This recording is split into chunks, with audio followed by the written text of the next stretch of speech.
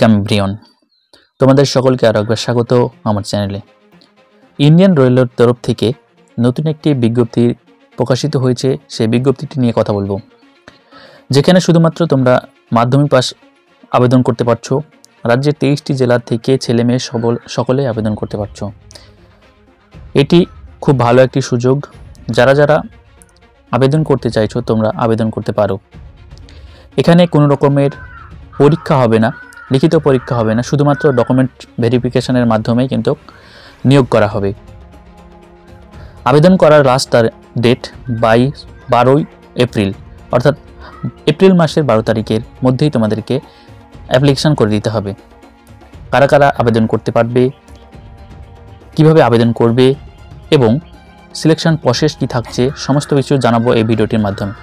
তো মূল ভিডিওতে যাওয়ার পূর্বে ছোট্ট একটি রিকোয়েস্ট, তোমরা যদি এখনও পর্যন্ত আমাদের চ্যানেলটিকে সাবস্ক্রাইব করে না থাকো তাহলে চ্যানেলটিকে সাবস্ক্রাইব করে নিও। তো চলো শুরু করা যাক। তো দেখো, এখানে যে নোটিশটি আমি ওপেন করে নিয়েছি, এটা personal department, divisional railway manager office, Bishalpur, এইখান থেকে কিন্তু নোটিশটি প্রকাশিত করা হয়েছে।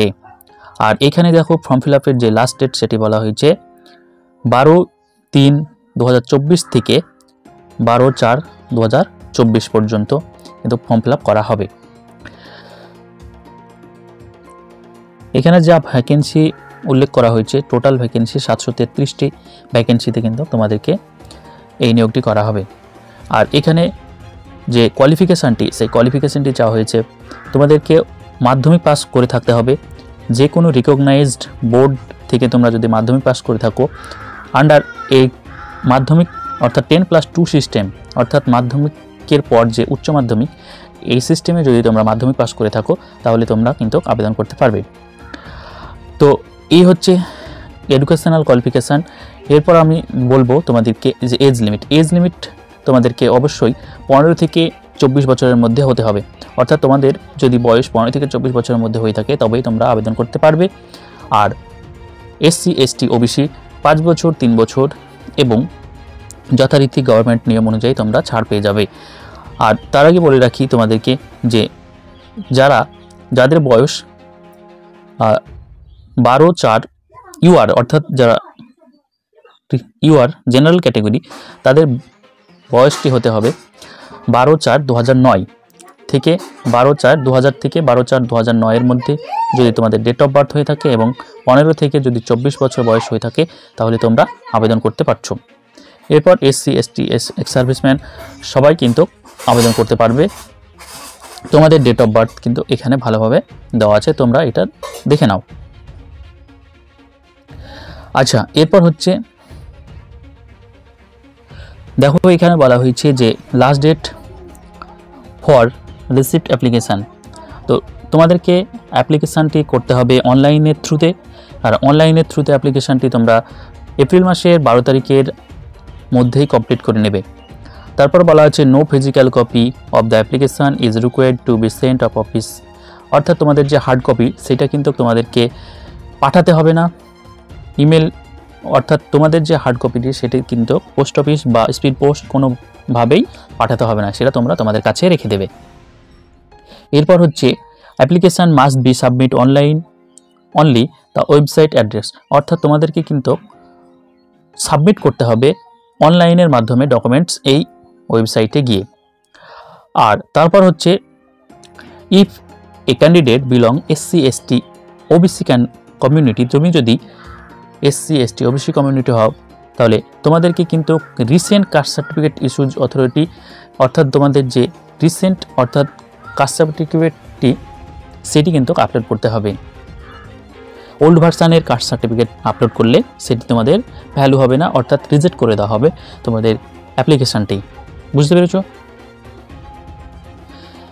এছাড়া এখানে তোমাদেরকে বলা হয়েছে যে তোমাদেরকে যে ডকুমেন্টস ভেরিফিকেশানের জন্য ডাকা হবে, সেই ডকুমেন্টস ভেরিফিকেশানের জন্য যেতে যে খরচটা, ট্রাভেলিং অ্যালাউন্স, সেটা কিন্তু তোমাদেরকে পে করা হবে না, সেটা তোমাদেরকে নিজের পকেট থেকে দিয়ে তোমাদেরকে যেতে হবে। এখানে দেখো ভালোভাবে বলা আছে যে কোনো রকম ট্রাভেলিং অ্যালাউন্স কিন্তু ক্যান্ডিডেটকে দেওয়া হবে না। আর তোমরা তোমাদের সেই যে সমস্ত ফর্মটি ফিল আপ করবে এবং সেই সমস্ত ফর্মের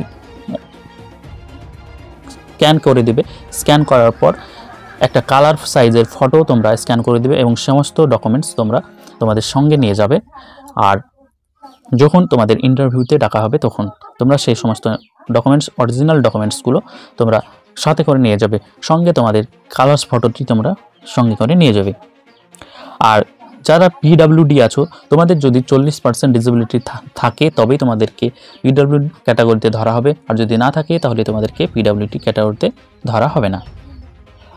আর আরেকটা কথা তোমাদেরকে জানিয়ে রাখি, তোমরা যদি ফর্ম ফিল আপ করতে গিয়ে কোনো রকমের সমস্যা সম্মুখীন হয়ে থাকো তাহলে তোমরা এই হেল্পলাইন নাম্বারটিতে 10টা থেকে 6টার মধ্যে যে কোনো ওয়ার্কিং ডেতে কল করে তোমরা জেনে নিতে পারো। এবার আমি আসছি যে কিভাবে তোমাদেরকে সিলেকশন করা হবে, অর্থাৎ তোমরা যে ফর্মটি ফিল আপ করবে সেই ফর্মটিতে তোমরা চাকরিটি পাবে কিভাবে। তোমাদেরকে বলে রাখি, ফর্মটি ফিল আপ করার সময় তোমরা কিন্তু একটি মেডিকেল সার্টিফিকেট জোগাড় করে নেবে যে কোনো রিকগনাইজ হসপিটাল থেকে, যারা গভর্নমেন্ট প্রাপ্ত, অর্থাৎ গভর্নমেন্ট অথরিটিজ হসপিটালের যাদের রেজিস্ট্রেশন নাম্বার আছে তাদের কাছ থেকে তুমি একটি সার্টিফিকেট নিয়ে নেবে যে তুমি কোনো রকম অক্ষম নয়, অর্থাৎ তুমি শারীরিকভাবে ফিট, এইরকম একটি মেডিকেল সার্টিফিকেট তোমরা নিয়ে নেবে এবং সেটাও তোমরা ফর্ম ফিল আপের সঙ্গে আপলোড করে দেবে এবং সেটা তোর অরিজিনালটি তোমরা নিয়ে যাবে। আর তোমাদের যে মেরিট লিস্ট সেটি তোমাদেরকে প্রকাশ করা হবে শুধুমাত্র ডকুমেন্ট ভেরিফিকেশনের মাধ্যমে, কোনো রকমের পরীক্ষা কিন্তু তোমাদের হচ্ছে না।